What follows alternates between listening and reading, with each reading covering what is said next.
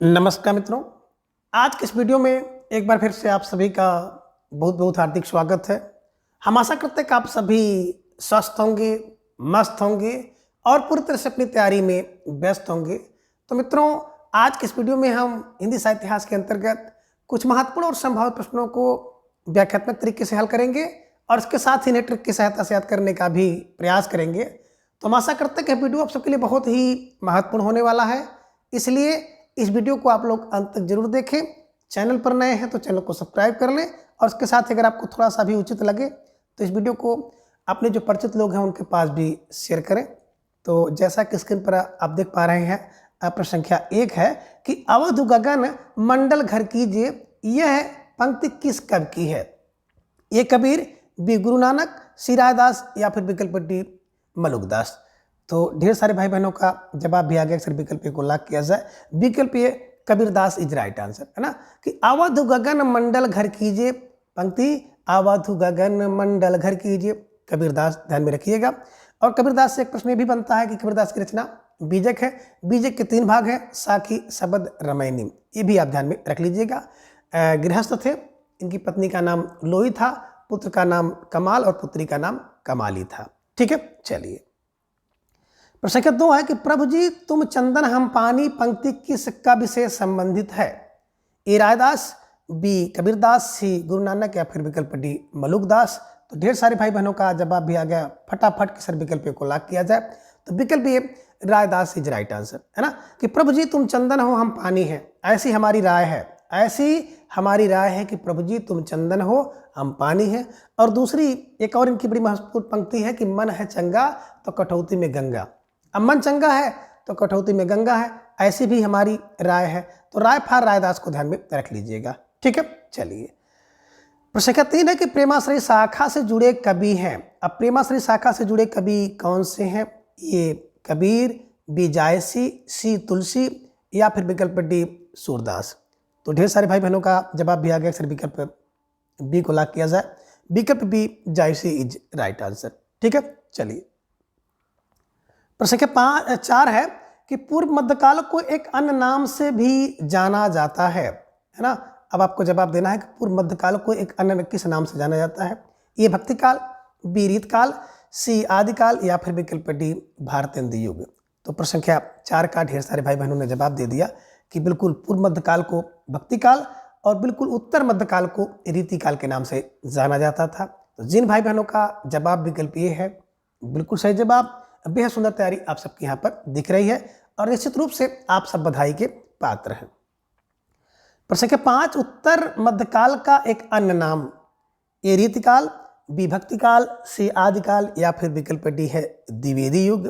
तो ढेर सारे भाई बहनों ने बिल्कुल जवाब दे दिया कि पूर्व मध्य को भक्ति कहते थे और उत्तर मध्यकाल को रीतिकाल कहते थे। बिल्कुल सही जवाब, बेहद सुंदर तैयारी।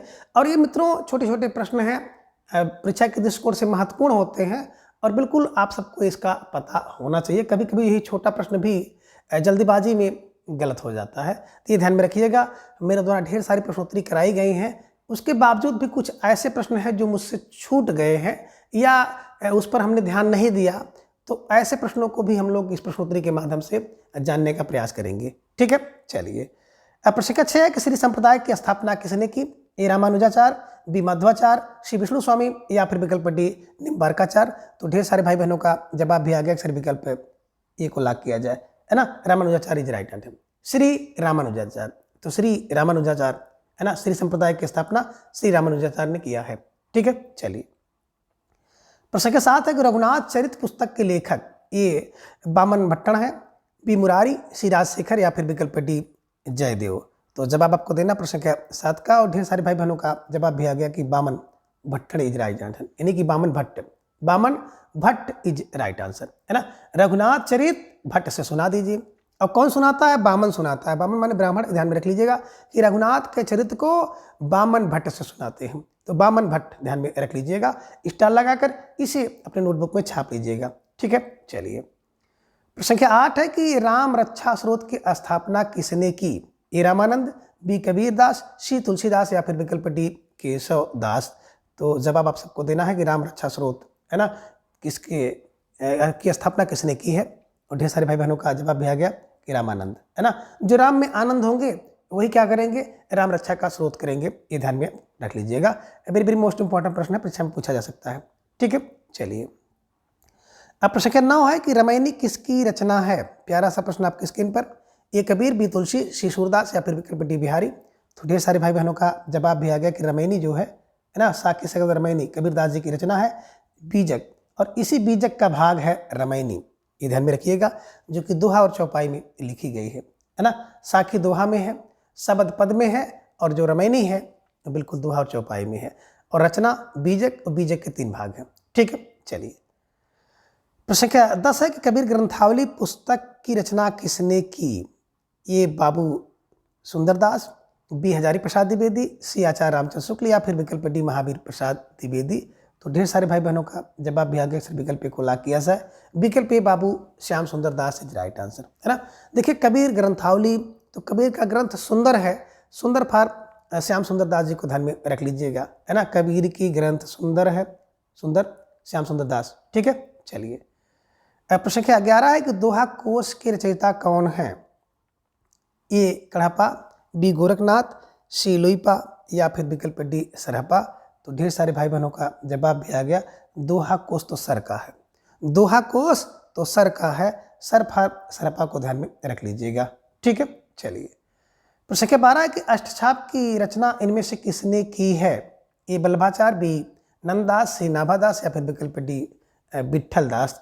तो ढेर सारे भाई बहनों का जवाब बड़े तेजी के साथ आ गया, अक्सर विकल्प डी को लाग किया जाए, विट्ठल दास इज राइट आंसर। अष्ट विष्ट, अष्ट बिट्ठ, अष्टछाप बिट्ठ, विट्ठल दास, ध्यान में रख लीजिएगा।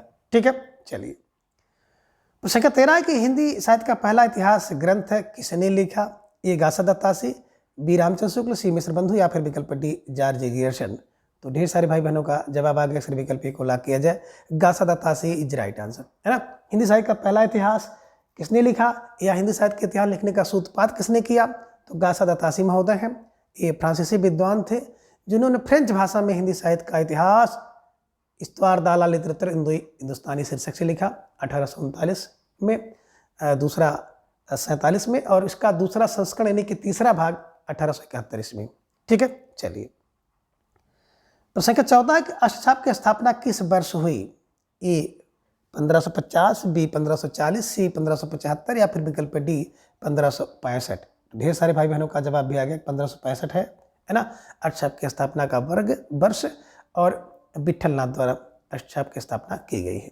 ठीक है, चलिए प्रश्न संख्या 15 है कि तुलसीदास का जन्म आचार्य रामचंद्र शुक्ल ने कब माना है। अब आपको जवाब देना है। आचार्य रामचंद्र शुक्ल जी के अनुसार ये 1554, बी 1532, सी 1589 या फिर विकल्प डी 1623। तो ढेर सारे भाई बहनों ने जवाब भी दे दिया, अक्सर विकल्प बी को लाग किया जाए, विकल्प बी 1532 इज राइट आंसर, है ना। रामचंद्र शुक्ल के अनुसार तुलसीदास जी का जन्म 1532 में हुआ था, और जब ये पैदा हुए थे तो इनके 32 दांत भी थे, है ना। और जन्म के समय ही इन्होंने राम राम बोलना शुरू कर दिया था, इसलिए इनके बचपन का नाम राम बोला भी होता है। तो 32 से जोड़ लीजिएगा। ठीक है, चलिए प्रश्न संख्या 16 है कि द्वैताद्वैत के प्रवर्तक आचार्य कौन है, यानी कि द्वैताद्वैत संप्रदाय के प्रवर्तक कौन हैं। ए निम्बार्काचार्य, बी चैतन्य महाप्रभु, सी वल्लभाचार्य या फिर विकल्प डी माधवाचार्य। तो जवाब आप सबको देना प्रश्न संख्या 16 का, और ढेर सारे भाई बहनों का जवाब भी आएगा, अक्सर विकल्प को लाग किया जाए, विकल्प निम्बार्काचार्य इज राइट आंसर, है ना। देखिए द्वैताद्वैत यानी कि द्वैत करते हैं, जब किसी व्यक्ति को आप नीम खिला देंगे, निम्ब, तो निम्ब कड़वा होता है, और कड़वा खाने के बाद व्यक्ति दुत करेगा, दुत क्या खिला दिया, है ना। तो द्वैताद्वैत नीम खाने के बाद, ये ध्यान में रखिएगा। ठीक है, चलिए प्रश्न संख्या 17 है कौन सी रचना नंददास की नहीं है। ए अष्टाध्यायी, बी रास पंचाध्यायी, सी अनेकार्थ मंजरी या फिर विकल्प डी राम मंजरी। तो ढेर सारे भाई बहनों ने जवाब भी दे दिया, अक्सर विकल्प को लाग किया जाए। अष्टाध्यायी जो रचना है ना, नंददास की नहीं है, बल्कि अष्टाध्यायी की बात करते हैं तो पाणिनि जी के द्वारा लिखी गई पुस्तक है, जो कि संस्कृत का व्याकरण है। इसमें 8 अध्याय हैं। ठीक है ना। रास पंचाध्यायी, अनेकार्थ मंजरी और राम मंजरी ये नंददास जी की रचना है। ठीक है, चलिए प्रश्न संख्या 18 के अलवार भक्तों का मूल स्थान कहाँ था। ये पूर्वोत्तर भारत, बी उत्तर भारत, सी महाराष्ट्र या फिर विकल्प डी दक्षिण भारत। तो ढेर सारे भाई बहनों ने बड़े तेजी के साथ जवाब दे दिया कि सर विकल्प डी को लॉक किया जाए। विकल्प डी दक्षिण भारत इज राइट आंसर, है ना। देखिए अलवार भक्तों का मूल स्थान दक्षिण भारत, मूल स्थान दक्षिण भारत, ठीक है। चलिए प्रश्न संख्या 19 है, अलवार भक्तों की संख्या मानी जाती है। देखिए अलवार, नैनार, नाथ और सिद्ध से संबंधित प्रश्न लगातार आपके जो मॉडल पेपर है उसमें देखने को मिल रहे हैं, तो बड़ा महत्वपूर्ण तथ्य होता है। अलवार भक्तों की संख्या कितनी है, ए 10, बी 8, सी 12 या फिर विकल्प डी 20। तो अलवार वार 12, अलवार 12, ये ध्यान में रख लीजिएगा, ठीक है। चलिए प्रश्न संख्या 20 है कि अलवार भक्तों के पद किस भाग में है। तो अब आपको जवाब देना है कि अलवार भक्तों के पद किस भाग में है। ए तमिल, बी तेलुगु, सी कन्नड़ या फिर विकल्प डी हिंदी। तो ढेर सारे भाई बहन इसका जवाब बड़े तेजी के साथ दे दिए सर तमिल में है ना। देखिए अलवार भक्तों के पद तमिल में है, ये ध्यान में रख लीजिएगा। आसान सा प्रश्न है लेकिन परीक्षा में अगर आ गया तो कुछ लोगों के ऊपर भारी पड़ सकता है, ठीक है। चलिए प्रश्न संख्या 21 है कि इनमें से कौन संत कवि नहीं है। ए गुरु नानक, बी कबीरदास, सी ईश्वरदास या फिर विकल्प डी सुंदरदास। तो ढेर सारे भाई बहनों का जवाब भी आ गया कि सर विकल्प सी को लॉक किया जाए, ईश्वरदास इज राइट आंसर, है ना। देखिए ईश्वरदास की बात करते हैं तो ईश्वरदास या संत कवि के अंतर्गत नहीं आते हैं। और ईश्वरदास जी की दो बड़ी महत्वपूर्ण रचनाएं हैं, जिनमें एक रचना आप देख पाते हैं ना सत्यवती, और दूसरा अंगद पैज, ठीक है। चलिए प्रश्न के 22 है कि कबीर के गुरु का क्या नाम था। ए रामानुजाचार्य, बी रायदास, सी संत प्रेमचंद या फिर विकल्प डी रामानंद। तो ढेर सारे भाई बहनों का जवाब भी आ गया अक्सर विकल्प डी को लॉक किया जाए, रामानंद जी राइट आंसर, है ना। जो कबीरदास जी के गुरु थे रामानंद थे, ये ध्यान में रखिएगा, ठीक है। चलिए प्रश्न संख्या 23 है कि कबीर का जन्म कब माना जाता है। ए 1300 ईस्वी, बी 1455 ईस्वी, सी 1350 या फिर विकल्प डी 1398। तो ढेर सारे भाई बहनों ने विकल्प डी का चुनाव किया और बिल्कुल सही जवाब। बेहद सुंदर तैयारी आप सबके यहाँ पर दिख रही है, निश्चित रूप से आप सब बधाई के पात्र हैं, ठीक है। चलिए आगे प्रश्न संख्या 24 है कि पुष्टि मार्ग का प्रवर्तक आचार्य कौन है। अब आपको जवाब देना है। वेरी वेरी मोस्ट इंपॉर्टेंट प्रश्न है और आसान सा प्रश्न है कि पुष्टि मार्ग के प्रवर्तक आचार्य कौन है। एक कुमनदास, बी सूरदास, सी बल्लभा माधवाचार्य या फिर विकल्प डी बल्लभाचार्य। तो 24 का जवाब भी आ गया, अक्सर विकल्प डी को लॉक किया जाए, है ना, बल्लभाचार्य। जब कोई व्यक्ति पुष्ट होता है, हिष्ट पुष्ट, है ना, तो जब व्यक्ति हिष्ट पुष्ट होगा, स्वस्थ होगा, तो उसके अंदर बल होगा, तो बल फॉर बल्लभाचार्य, ठीक है। तो पुष्टि मार्ग के प्रवर्तक बल्लभाचार्य। प्रश्न संख्या 25 है कि सखी संप्रदाय के प्रवर्तक कौन है। अब आपको जवाब देना है कि सखी संप्रदाय के प्रवर्तक कौन है। ये स्वामी हरिदास, बी माधवाचार्य, सी निम्बारकाचार्य या फिर विकल्प डी विष्णु स्वामी। तो धीरे धीरे ढेर सारे भाई बहनों का जवाब भी आ गया कि सर विकल्प ए को लॉक किया जाए, विकल्प ए स्वामी हरिदास इज राइट आंसर, है ना। देखिए स्वामी हरिदास जी ने सखी संप्रदाय और इसी का एक नाम है हरिदासी संप्रदाय, और चूंकि ये लोग टाटी लगा कर रहते थे, टटिया लगा करके, इस कारण से इसे टट्टी संप्रदाय भी कहते हैं। तो ये ध्यान में आप रख लीजिएगा कि स्वामी हरिदास द्वारा सखी संप्रदाय, हरदासी संप्रदाय और तीसरा इसी का नाम टट्टी संप्रदाय है, ध्यान में रख लीजिएगा कि स्थापना स्वामी हरिदास जी ने किया था, ये ध्यान में आप रख लीजिएगा, ठीक है। चलिए प्रश्न संख्या 26 है कि द्वैतवाद के प्रवर्तक आचार्य कौन थे। ए रामानंद, बी विष्णु स्वामी, सी माधवाचार्य या फिर विकल्प डी रामानुजाचार्य। तो अब आपको जवाब देना है प्रश्न संख्या 26 का, और ढेर सारे भाई बहनों का जवाब भी आ गया कि द्वैत है कौन, माधव, द्वैत है माधव, द्वैतवाद बिल्कुल माधवाचार्य, ये ध्यान में आपको रखना है, ठीक है। चलिए प्रश्न संख्या 27 है कि नरसिंह को ईश्वर का प्रमुख अवतार मानने वाले आचार्य कौन थे। ये लीजिए वेरी वेरी मोस्ट इंपॉर्टेंट प्रश्न है कि नरसिंह को ईश्वर का प्रमुख अवतार मानने वाले आचार्य कौन है। ये विष्णु स्वामी, बी रामानुजाचार्य, सी नामदेव या फिर विकल्प डी निम्बारकाचार्य। अब आपको जवाब देना है प्रश्न संख्या 27 का, और ढेर सारे भाई बहनों का जवाब भी आ गया कि विष्णु स्वामी इज राइट आंसर। नरसिंह को बिल्कुल ईश्वर का अवतार किसने माना, विष्णु ने माना। नरसिंह को विष्णु ने माना अवतार, और अवतार वाली बातें जानते हैं विष्णु जी ने सबसे ज्यादा अवतार लिया है, तो अवतार को जोड़ दीजिएगा, ठीक है। चलिए प्रश्न संख्या 28 है कि द्वैतवाद के प्रवर्तक आचार्य का क्या नाम है। ए निम्बारकाचार्य, बी विष्णु स्वामी, सी माधवाचार्य या फिर विकल्प डी बल्लभाचार्य। तो इसकी चर्चा अभी आपने किया था ना कि जब कोई व्यक्ति क्या करता है, निम्ब खा लेता है तो दुत दुत करने लगता है। द्वैत द्वैत, ये ध्यान में रख लीजिएगा। और ये प्रश्न एक बार फिर से रिपीट हो चुका है, ये ध्यान में रख लीजिएगा कि निम्ब खाने पर व्यक्ति द्वैत द्वैत करने लगता है, तो द्वैत द्वैतवाद, निम्बार्काचार। ठीक है, चलिए। प्रश्न संख्या 29 है कि संत कवियों के दार्शनिक सिद्धांतों का मूल आधार क्या है। अब जितने भी संत कवि हैं उनका दार्शनिक आधार, उनके दार्शनिक सिद्धांत का मूल आधार क्या है। ए अद्वैत वेदांत, बी शुद्धाद्वैत, सी बौद्ध संप्रदाय, या फिर विकल्प डी नाथ। तो ढेर सारे भाई बहनों का जवाब आ गया, फिर विकल्प को लॉक किया जाए तो विकल्प ए अद्वैत वेदांत इज राइट आंसर। ठीक है, चलिए। प्रश्न संख्या 30 है कि इनमें से कौन सा शब्द संत काव्य से संबंधित नहीं है। इनमें देखेंगे तो एक ऐसा शब्द है जो कि संत काव्य से संबंधित नहीं है, उसी का चयन आपको करना है। ये कह रहे हैं कि सहज समाधि, बी कुंडलिनी योग, सी मार्फत, या फिर विकल्प डी नाद बिंदु। तो ढेर सारे भाई बहनों का जवाब आ गया, अक्सर विकल्प सी को लॉक किया जाए। ये संत से संबंधित नहीं है, मार्फत आपत, ये ध्यान में रखिएगा, है ना। तो प्रश्न संख्या 30 का जिन भाई बहनों का जवाब विकल्प सी था, बिल्कुल सही जवाब, सही जवाब, बेहद सुंदर तैयारी। शायद भक्ति, कुंडली और नाद ये संत से संबंधित शब्द हैं। ठीक है, चलिए। प्रश्न संख्या 31 है कि वल्लभाचार्य के पुत्र का क्या नाम था। ये गोसाई मलुकनाथ, बी संत हरिदास, सी नंददास, या फिर विकल्प डी गोस्वामी विट्ठलनाथ। तो ढेर सारे भाई बहनों का जवाब आ गया अक्सर विट्ठल, है ना। वल्लभाचार्य के पुत्र का नाम विट्ठलनाथ था, और यही वो विट्ठलनाथ हैं जिन्होंने अष्टाप की स्थापना 1565 ईस्वी में की थी। तो 4 अपने पिताजी यानी कि वल्लभाचार्य के जो परम शिष्य थे उनको, और 4 इन्होंने अपने खुद के शिष्य को अष्टाप में स्थान दिया था। ठीक है, चलिए। तो संख्या 32 है कि बंगला भाषा में रचित राम कथा का क्या नाम है। ए कृतवास रामायण, बी रंग रामायण, सी अध्यात्म, या फिर विकल्प डी भास्कर रामायण। तो ढेर सारे भाई बहनों का जवाब आ गया कि बंगला में जो राम कथा है ना, कृतिवास, कृतिवास ध्यान में रख लीजिएगा।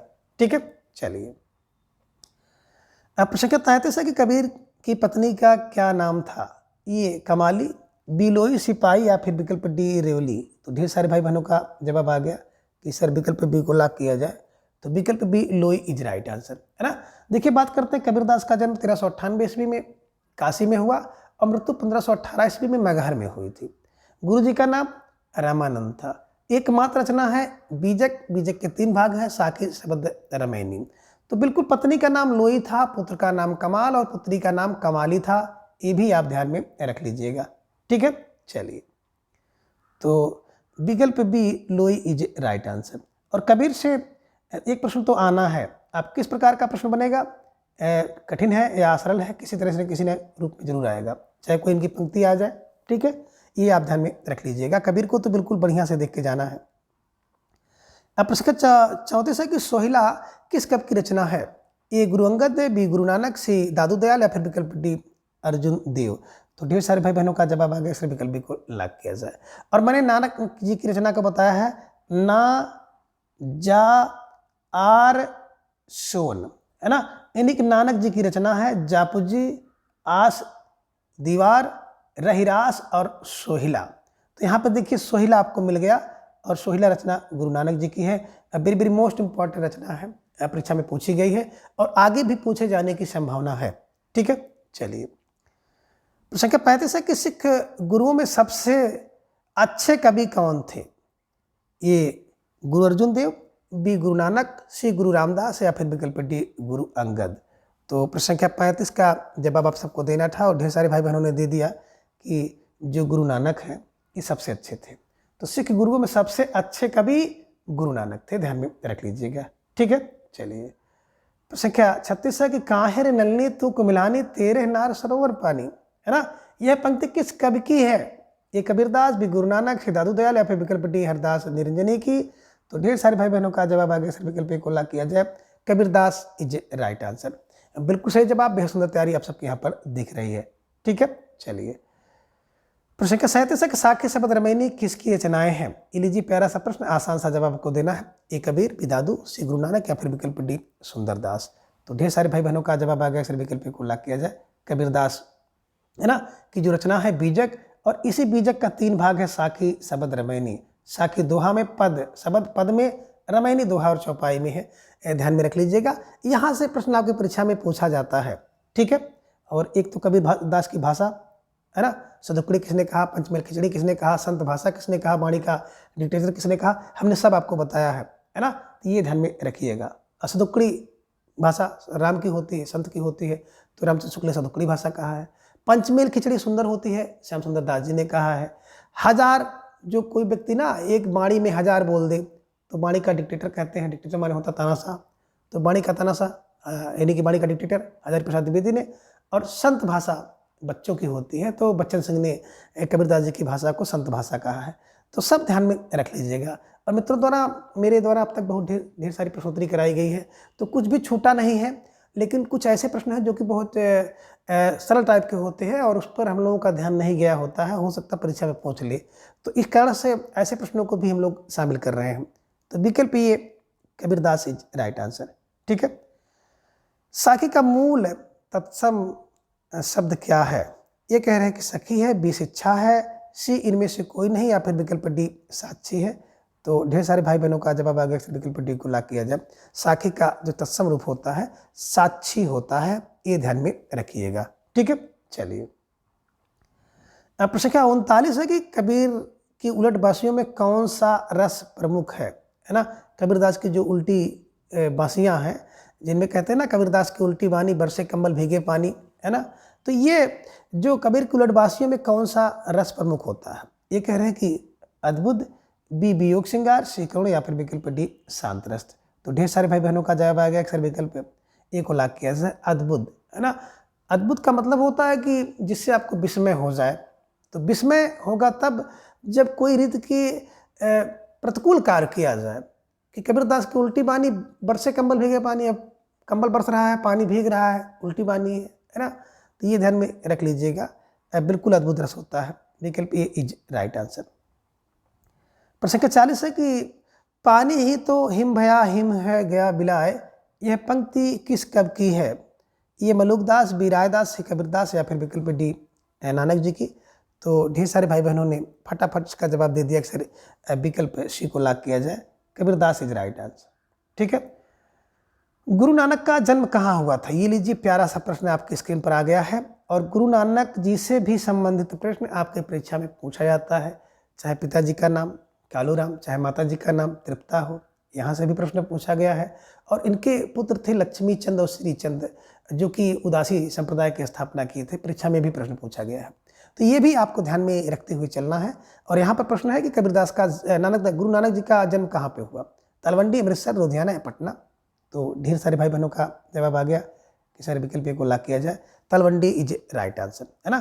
तो गुरु नानक जी का जन्म जो है तलवंडी में हुआ था। प्रश्न संख्या 42 से श्रृंगारस के घोर विरोधी कौन से संत हैं?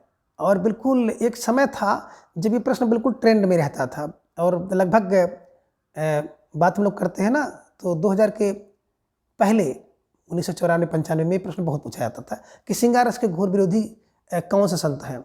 ये कबीरदास, भी मलुकदास, सी रायदास, या फिर विकल्प डी सुंदरदास।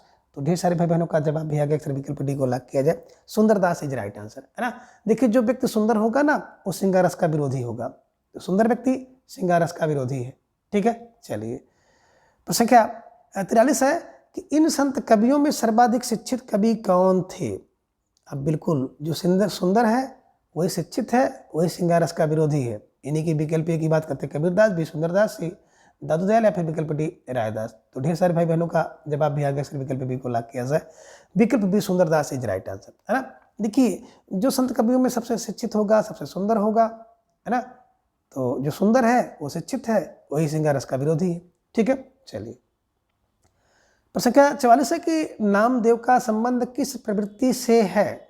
ये निर्गुणोपासना, बी सगुणोपासना, सी नाथ पंथ, या फिर विकल्प डी है सगुणोपासना एवं निर्गुणोपासना। तो धीरे धीरे ढेर सारे भाई बहनों का जवाब आ गया कि सर विकल्प ए को लाख किया जाए, विकल्प ए निर्गुणोपासना इज राइट आंसर। तो बिल्कुल सही जवाब, बेहद सुंदर तैयारी आप सबकी यहाँ पर दिख रही है, और निश्चित रूप से आप सब बधाई के पात्र हैं। अब आगे प्रसंख्या आपको नहीं दिख रहा है, लेकिन ये प्रसंख्या 45 है कि विठोबा का भक्त किसे कहा जाता है। विकल्प पे कह रहे हैं कि नामदेव, बी ज्ञानदेव, सी विवेकानंद या फिर विकल्प डी चैतन्य महाप्रभु।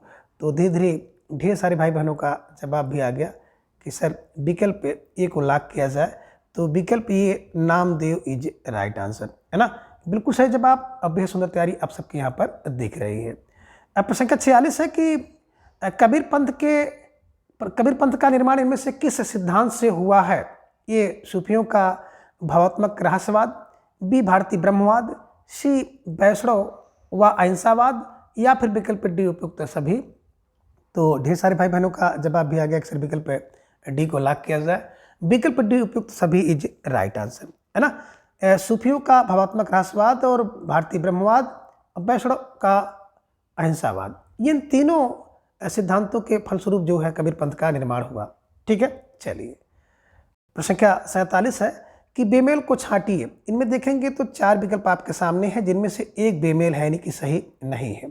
ए विकल्प ए की बात करते हैं तो हंसावली असायत की रचना ए बेमेल है, बी मधुमालती मंजन की रचना है ए बेमेल है, या फिर विकल्प सी है कि रूप मंजरी आलम की रचना है ए बेमेल है, विकल्प डी चिताई वार्ता नारायण दास की है।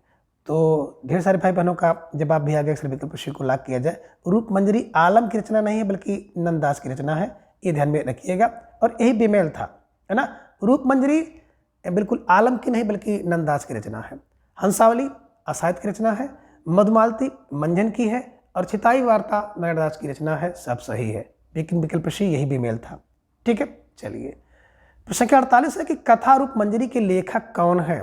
ए जान कबी, बी नूर मोहम्मद, सी शेख नबी या फिर विकल्प डी आलम। तो आपको जवाब देना होगा, थोड़ा सा सोच समझकर जवाब दीजिएगा कि कथा रूप मंजरी के लेखक कौन है। और ढेर सारे भाई बहनों का जवाब आगे से विकल्प ए को लॉक किया जाए, तो विकल्प ये जान कबी इज राइट आंसर, है ना। देखिए कथा जो है जान होती है, कथा जान होती है रूप मंजरी की, ऐसे ट्रिक बना के याद कर लीजिएगा। ठीक है, चलिए प्रसंख्या 49 है सोहरावर्दी संप्रदाय का भारत प्रचार प्रसार कितने किया। ए बहाउद्दीन जकारिया, बी अब्दुल कादिर, सी अहमद फारूकी या फिर विकल्प डी मोइनुद्दीन चिश्ती। तो ढेर सारे भाई बहनों का जवाब आ गया, सिर्फ विकल्प को लॉक किया जाए, Bahauddin Zakariya is right answer, है ना। देखिए जो सोहरावर्दी संप्रदाय है, बहाउद्दीन जकारिया, है ना, इन्होंने इसका प्रचार प्रसार किया है, ध्यान में रखिएगा, स्टार लगाकर इसे अपनी नोटबुक में दर्ज कर लीजिएगा। और प्रसंख्या 50 है कि आईने अकबरी में सूफियों के कितने संप्रदायों का उल्लेख है। ये 10, बी 11, सी 12 या फिर विकल्प डी 14। तो ढेर सारे भाई बहनों का जवाब आ गया, सर विकल्प डी को लॉक किया जाए, है ना। आईने अकबरी में सूफियों के 14 संप्रदायों का उल्लेख है, ध्यान में रखिएगा, और स्टार लगाकर इसे अपनी नोटबुक में दर्ज कर लीजिएगा। तो मित्रों आज की इस वीडियो में बस इतना, समय का थोड़ा सा अभाव है, तो इसके अगले भाग को हम लोग अगले दिन जानेंगे। तब तक के लिए आप सभी अपना ख्याल रखिए और अपना अधिक से अधिक समय अपने अध्ययन पर लगाएं, अपना प्रेम स्नेह विश्वास इस तरह से चैनल पर बनाए रखें, और प्रत्येक दिन सुबह 7 बजे आप सभी हमारे साथ जुड़ करके अपनी तैयारी को जांचिए, परखिए, मजबूत करिए। आप सभी का दिन शुभ हो। धन्यवाद, नमस्कार, बाय बाय।